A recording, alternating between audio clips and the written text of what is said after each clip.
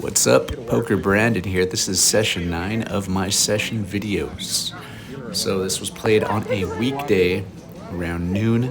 I have the times up top. This is going to be 11 significant hands.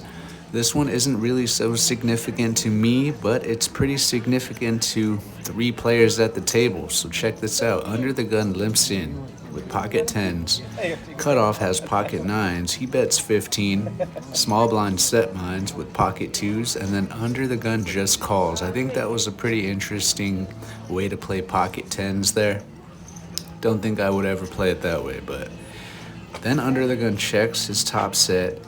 Cutoff checks his set. Small blind checks, and then small blind hits a set on the turn. Small blind bets 20.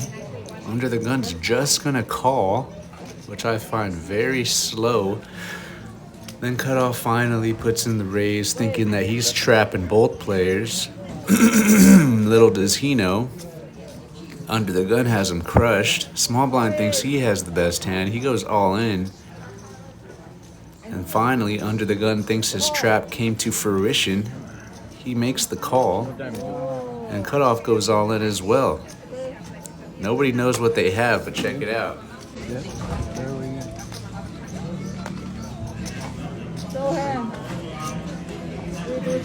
Oh my God, are you kidding me? What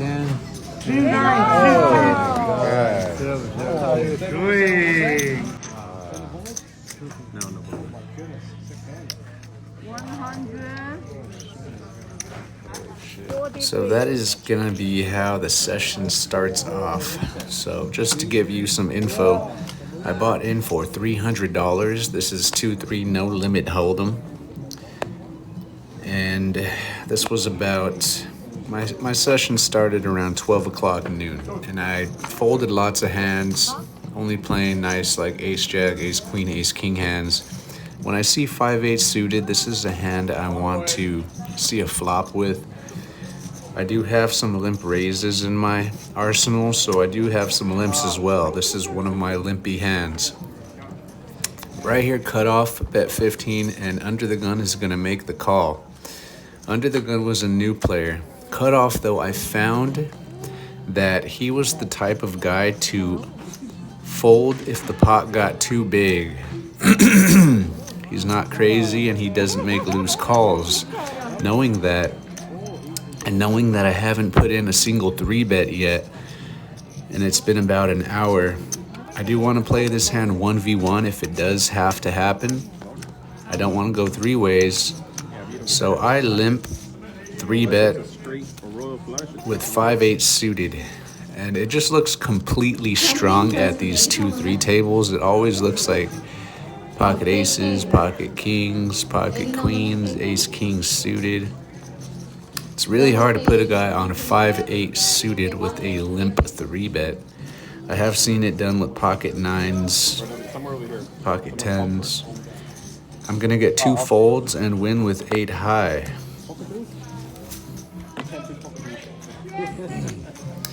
There you can see player up at the top asked me if I had pocket 2s, and then he goes ahead and tells me that he cannot beat pocket 2s. Normally when I'm playing poker, I like to remain quiet because anything you say can and will be used against you by your players. So just know that if you're out there talking, keep your talking balanced. Give away some false info along with some real info because you don't want players knowing what you have.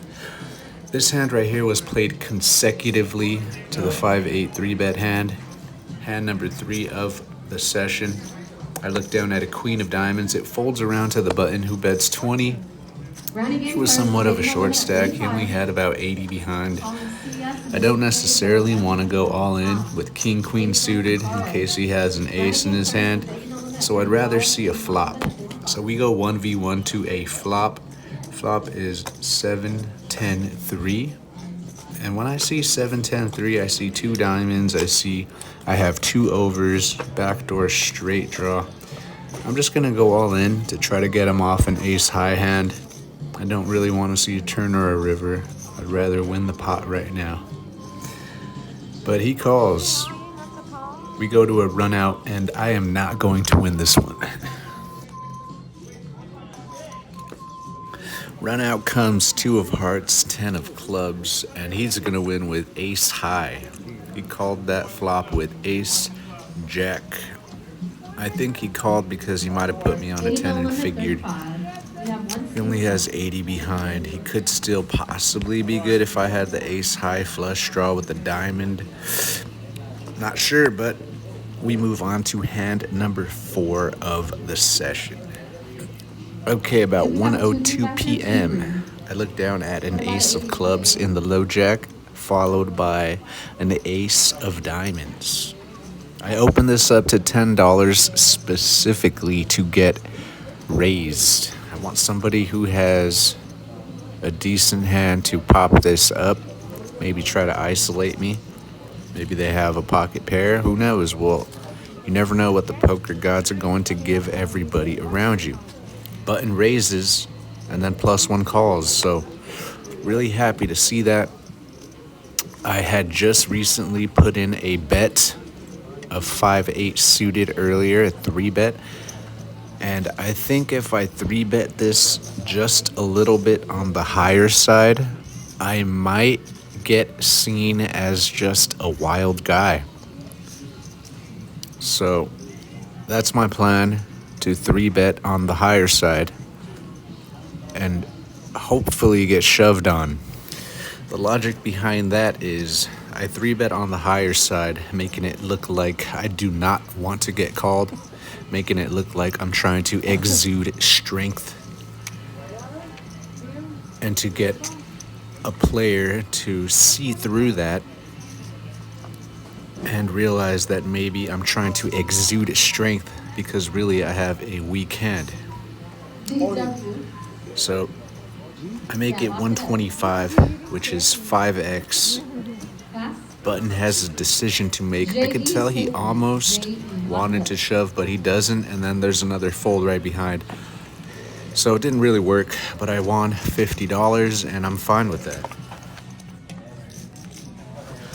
When I get certain hands like pocket aces, kings, 5-8 suited, I'm not playing them the same all the time because I want players to know that I'm not a robot and I could have essentially everything at any time.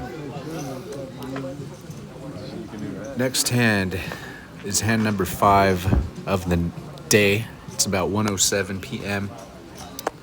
Under the gun bets $10. He's sitting to my left. It folds all the way around to me. I'm on the big blind with pocket tens. Pocket tens in this situation is a hand I want to 3-bet, make it 4x. He quickly calls. Not sure what to make of his quickness, but we're just going to see a flop and see what happens without any reads. Flop is queen jack 4. Now when I 3-bet pre-flop, my range is ace king, ace queen, ace jack, any set, possibly queen jack suited. So I make it $25, which is about 33% of the pot. But he quickly shoves all in. Now I have no idea really how he plays, so I'm not gonna take his exertions of strength as weakness. I'm just gonna let him play his hand and I'm gonna take it for what it is. So next hand of the day, it's about 1:26 p.m. Hand number 6, 2 limps in front of me. I see king 8 suited. I have 320 in front of me. Because I'm on the button, I raised it up $15 because this is sort of a sneaky hand. If I hit a flop like king 8x, it's really hard to put me on 2 pair. So I have a sneaky 2 pair hand. Flop is king 10-9 with 2 spades. Check to the low jack. Low jack is going to bet. So low jack bets $25. Now, when low jack bets $25, I'm always calling that with the pot being 62. But the reason I'm not gonna raise is because I have 2 players behind me, which actually would make sense to raise, but I don't want to play a bigger pot or get shoved all in. LoJack is the type of guy who may shove all in if he has like a flush draw, possibly. So I sort of play for like a smaller pot by just calling. And because the board is so draw heavy, if I got a caller behind me after the 25, I figured I would just give myself some room to fold. So this was actually a tricky situation. So when this king of spades hit on the turn and it checks to me, I wanted to put in like maybe half pot, 150 bucks, but I noticed that LoJack only had about 150 behind. So I looked over at Under the Gun, who only had about 50 more. So for me, it just made sense to bet right around the all-in of the Under the Gun player to make my hand just seem like I don't want anybody to hit a draw and I have a really strong made hand. And I think I could possibly get some players off of a better king in this situation.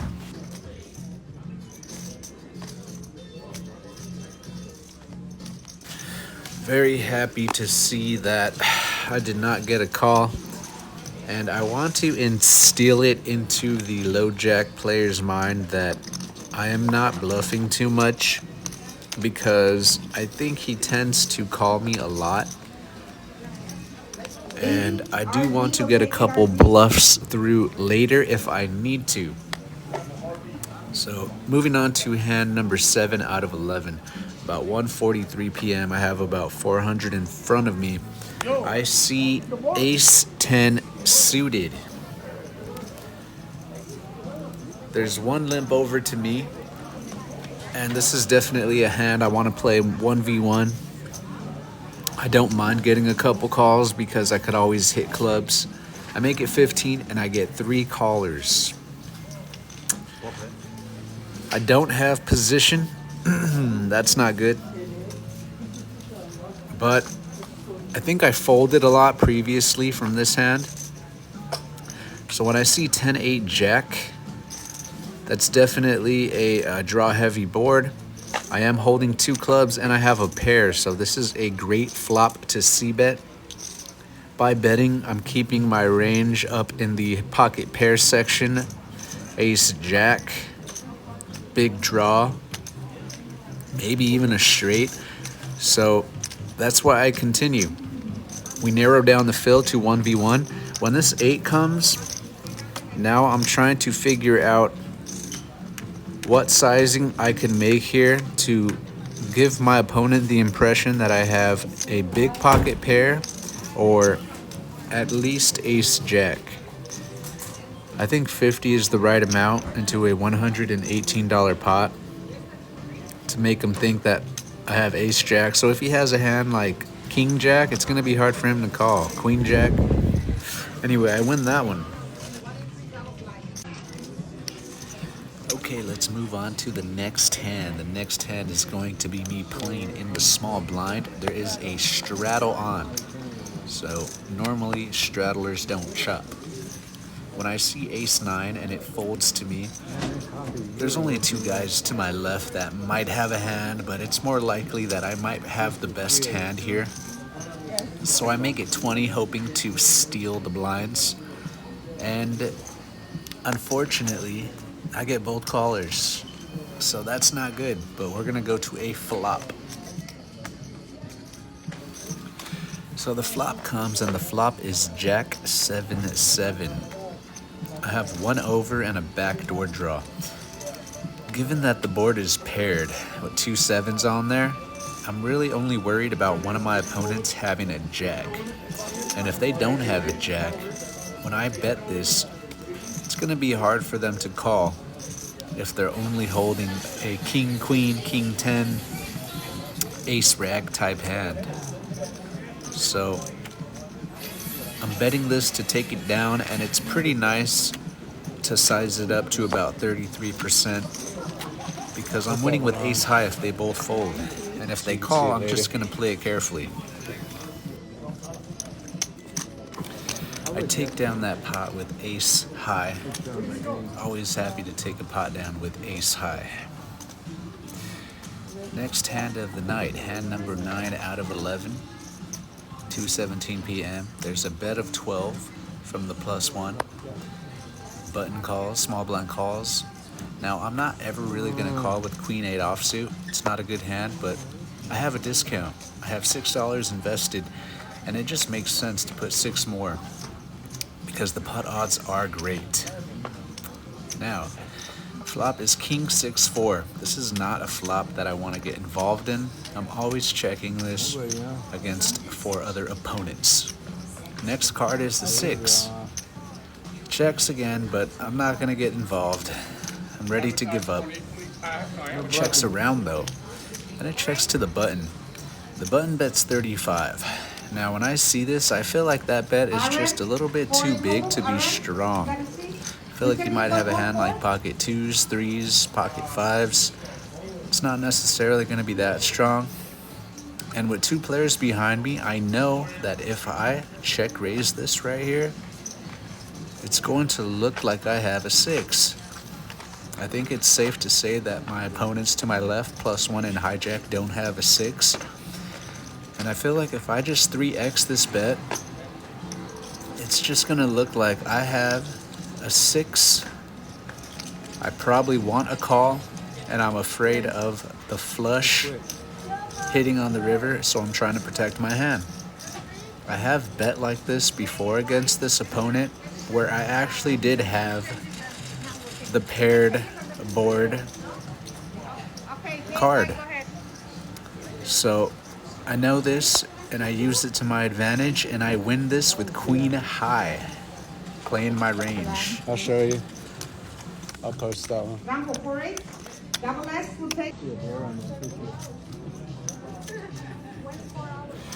Significant hand number 10 of the night. I guess during the noon, not night. It's about 2:20 p.m. I have about 540 in front of me. I see an ace of hearts. This is a straddled pot. I'm in the small blind. Then I see king.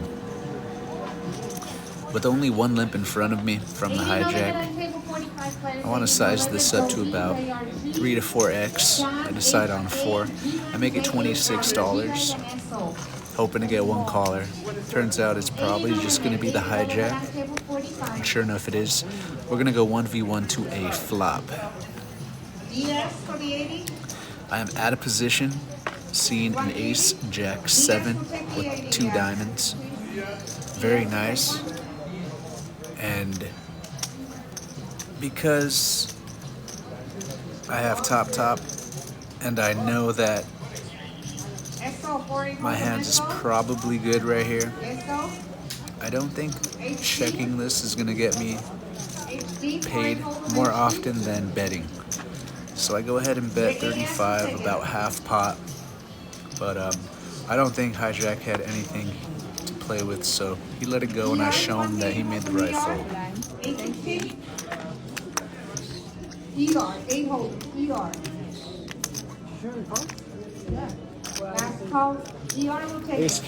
Okay, so this is going to be the last significant hand of this session. This specifically was probably the most important hand, most important decision of the session. So I'm under the gun on a straddle, have $6 in already. +1 bets 15. He raises relatively often. He's not like a tight premium waiter. So I'm not too worried about it. I don't think I'm getting into a cooler right away. I think he might have a hand like king something. So I 4x this because I just want to make sure I'm not going to get involved with someone playing like 5-7 off, giving him a cheap flop.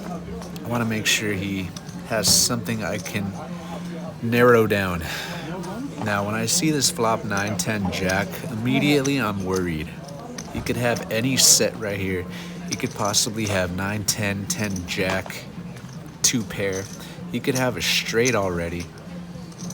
So it's just a very tough flop to decide my action, but I decide that the best thing for me to do right here is to bet about half pot. And by betting half pot, what I'm gonna get an idea on is he just gonna call because he wants to keep me in the hand, not trying to scare me away? Or does he not like it and maybe he does this, shoves all in on me?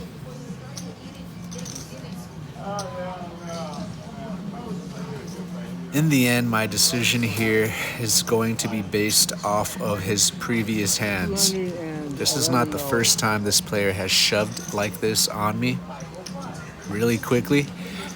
Last time he did it, I didn't really see how he played, but now I've seen how he played for a couple hours, and I feel like this doesn't always mean that he's strong.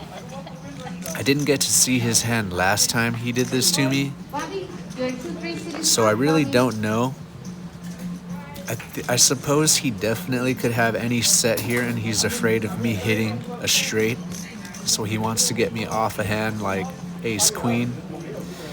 But in the end, I think he would do this with a jack, like 8 jack, maybe even queen jack, maybe even queen 10. So because there was more hands that I feel like he would do this with that I have beat here, it was worth the risk for me to go ahead and make this call. But you can see I'm having a tough time deciding on what to do. But go ahead and watch the action and you can see it play out. Call. 80 no limit, cities open, not waiting. 80 no limit, hold room, not waiting.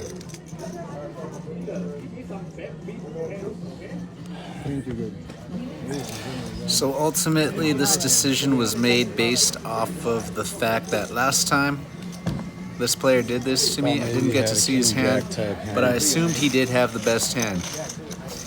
In this circumstance, I just figured, how could this guy always get the best flop on me every time I have a made hand pre-flop? It just didn't make sense to me that the likelihood that he would keep hitting flops would be this consistent, specifically against me. And I basically determined his exertion of strength as weakness.